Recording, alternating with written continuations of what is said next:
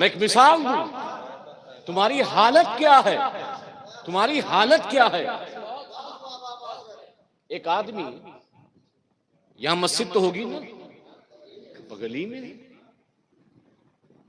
یقین سے بتائے گا کہ ابھی رمضان آنے والا ہے، اور رمضان کے بعد کیا آئے گا؟ عید۔ اس کی تیاری تو ابھی سے چل رہی ہے۔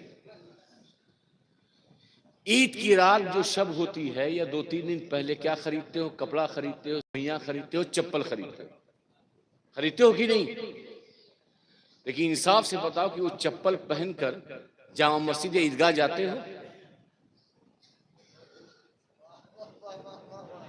بولو، ابے سوچو اور بولو۔ ارے جیسے ہی تم نے چپل پہننے کی کوشش کی، بیوی نے کہا میاں پچھلے سال تمہاری چپل نئی گم ہوئی تھی، وہ یاد نہیں ہے؟ یہ پرانی پہن کے جاؤ، اور اگر نئی چپل پہننا ہے تو جب سسرال جانا تب پہننا۔ عید کے لیے چپل خریدو، اور جہاں سب سے زیادہ اللہ کا خوف ہوتا ہے نا، عیدگاہ عبادت کی جگہ، مسجد عبادت کی جگہ، جہاں اللہ کا تصور ہوتا ہے، اللہ کا خیال ہوتا ہے، وہیں پر سب سے زیادہ چوریاں ہوتی ہیں۔ آپ دیکھیے، آپ اسی مسجد میں، مجھے تو پتا نہیں ہے، جو ایمپلیفائر ہوگا نا وہ تعلیم بند ہوگا۔ ایمپلیفائر کس میں بند ہے؟ بولو، تعلیم میں۔ ارے ایمپلیفائر چھوڑیے، جو مائک ہے نا یہ بھی جالیوں میں قید ہوگا۔ اور یہ مائک چھوڑیے، کچھ تو مسجد ایسی ہیں جہاں پر غسل خانہ، استنجا خانہ جہاں ہوتا نا، وہ جو جگ بھی ہوتا ہے وہ بھی زنجیروں میں جگڑا ہوا ہوتا ہے۔ تم کیسے مسلمان ہو جب تمہاری مسجد ہی اللہ کا گھر تم سے محفوظ نہیں ہے؟ تو بتاؤ تمہارے پاس جو ایمان ہوگا، اسلام ہوگا، وہ کیسے محفوظ ہوگا؟ آج مسلمانوں کی جو سب سے بڑی دقت ہے،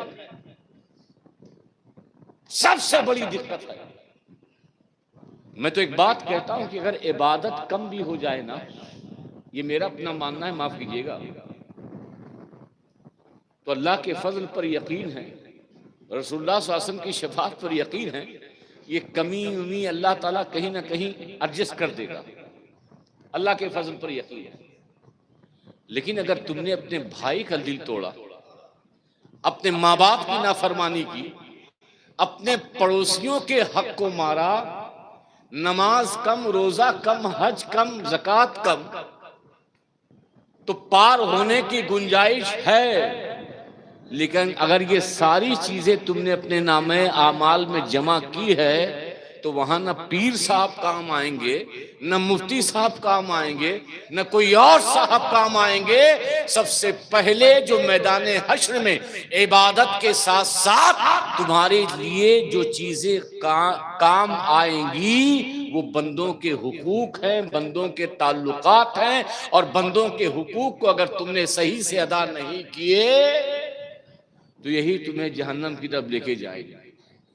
پیر صاحب تو بعد میں آئیں گے، وہ دیکھیں گے وہ وضو کا پانی دے رہا تھا، اچھا سو نکالو، تب تک تم پتہ نہیں کتنا کھول چکے ہوگے، تب ہو سکتا ہے وہ آپ کو نکالیں۔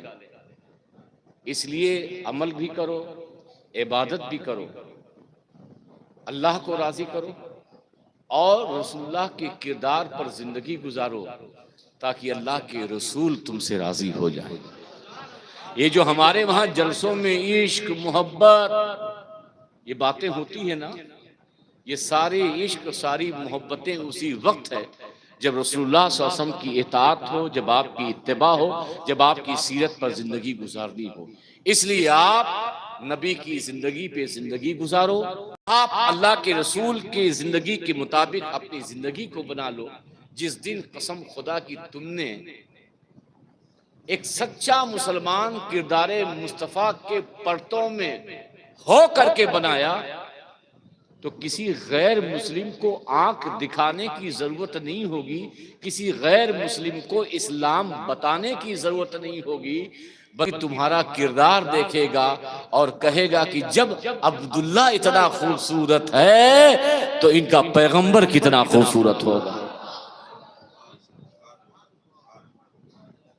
سنا آپ نے؟ اس لیے پھر اور موقع ہوگا میں بات کروں گا، کیونکہ مولانا برکت صاحب کی ٹرین بھی ہے 1:30 بجے، مجھے اس کا بھی خیال کرنا ہے، تو اس لیے انشاءاللہ پھر کبھی۔ لیکن یہ مجھے آپ لوگوں نے میرے دل کو جیت لیا۔ اللہ تعالیٰ آپ کو سلامت رکھے، آپ کے اس ادارے کو سلامت رکھے، تمام منتظمین کو سلامت رکھے، تمام اساتذہ کو سلامت رکھے، تمام بچوں کو سلامت رکھے۔ یہ آپ کو جلسہ کرنے کا ڈھنگ ہے، جلسہ کرنے کا طریقہ ہے، اور اگر اس وقت کی بنیاد پر بہت سے شعراء کو اگر کم پڑھنے کا یا بہت سے خطبہ کو اگر کم پڑھنے کا موقع ملا ہے تو سوچ لے کہ آج دین اسلام کی سچی تبلیغ کرنے کا حق انہوں نے بھی ادا کیا ہے۔ وما علینا الا البلاغ۔ السلام علیکم۔